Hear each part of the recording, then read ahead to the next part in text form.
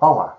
Esta apresentação tem por objetivo dar a conhecer a atividade experimental Titulação ácido-base, nomeadamente o seu planeamento, realização e interpretação. No trabalho laboratorial, pode ser útil determinar a concentração de um ácido ou de uma base desconhecidas. Se tivermos um ácido ou uma base com concentração rigorosamente conhecida, podemos fazer uma titulação ácido-base, ou seja, fazer reagir entre si volumes medidos rigorosamente da solução aquosa de ácido com a da base. Nesta atividade, vamos determinar a concentração de um ácido forte, o ácido clorídrico, através de uma titulação ácido-base, com uma base forte de concentração rigorosamente conhecida, o hidróxido de sódio. Os materiais e equipamento utilizados nesta atividade foram a garra, a garrafa de esguicho, o suporte universal, o balão de Erlenmeyer, o sensor de pH, a solução de ácido clorídrico, a fenolftaleína, a solução de hidróxido de sódio, o macrocontrolador, a bureta, o gobelet, o conta-gotas e o funil de vidro. Para esta atividade, temos que escolher um indicador que obedeça aos seguintes parâmetros. Em primeiro lugar, conter na sua zona de viragem o ponto de equivalência previsto para esta titulação, ou seja, 7. Ter a sua zona de viragem na parte ascendente da curva de titulação esperada.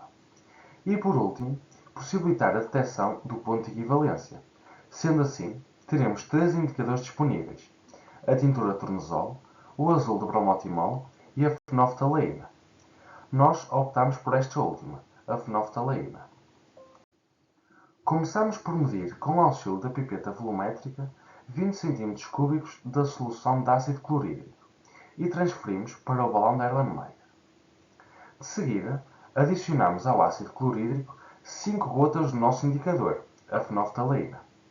Entretanto, lavamos o sensor de pH para este estar pronto para a utilização. Depois de lavado, colocamos o sensor de pH no interior da solução ácida e registamos o valor. De seguida, enchemos a bureta com a solução de hidróxido de sódio. Posteriormente, fomos adicionando pequenos volumes da solução de hidróxido de sódio ao ácido clorídrico, contido no Erlenmeyer, e registamos os valores de pH e volume adicionado numa tabela. No momento em que apareceu uma cor rosa muito tenue e persistente a agitação, registamos na tabela, como um momento de viragem. E por último, efetuamos a lavagem da bureta. Depois que construímos a tabela com todos os dados experimentais, procedemos ao tratamento dos dados. Analisando estes dados, percebemos que à medida que adicionamos hidróxido de sódio à solução de ácido clorídrico, o pH da solução aumentou pouco de cada vez. Mas, ao adicionarmos 14 cm3 de hidróxido de sódio, há um repentino aumento do pH para valores próximos do 12. Percebemos então que a zona de viragem é dos 13 para os 14 cm3 de hidróxido de sódio adicionado. Posto isto, apenas faltava construir o gráfico da curva de titulação e determinar o ponto de equivalência. Com os resultados da tabela anterior, construímos o gráfico de pH em função do volume de base adicionado. Este gráfico é conhecido como curva de titulação. A sua análise permite-nos saber que o ponto de equivalência encontra-se no pH de 7 e depois de adicionarmos 3 cm3 de hidróxido de sódio. Estamos agora em condições de calcular a concentração de ácido clorídrico. Partimos do facto de que no ponto de equivalência, onde o pH é próximo de 7, o ácido e a base estão em quantidades químicas iguais. Então, primeiramente calculamos a quantidade química de hidróxido de sódio, sabendo a sua concentração e o volume adicionado no ponto de equivalência.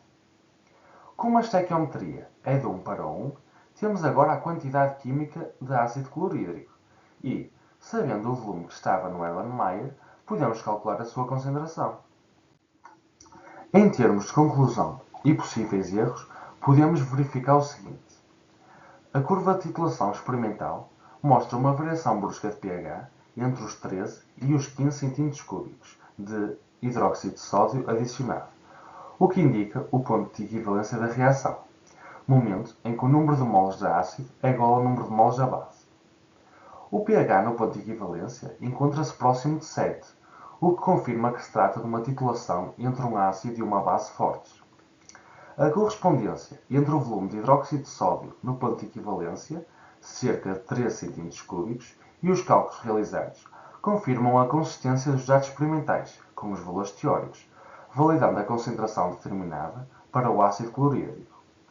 Como possíveis fontes de erro experimental, destacam-se a má limpeza da bureta ou o uso de recipientes com impurezas. Resíduos de substâncias anteriores ou contaminantes presentes nos materiais podem ter alterado as concentrações reais das soluções, interferindo na neutralização e no valor de pH medido. Perdas de volume de ácido durante as transferências, ou seja, o ácido foi transferido com o auxílio de uma pipeta e, caso não tenha sido escoado completamente ou tenham ocorrido perdas no processo, o volume real de ácido clorídrico presente pode ter sido inferior ao previsto, afetando a exatidão do ponto de equivalência.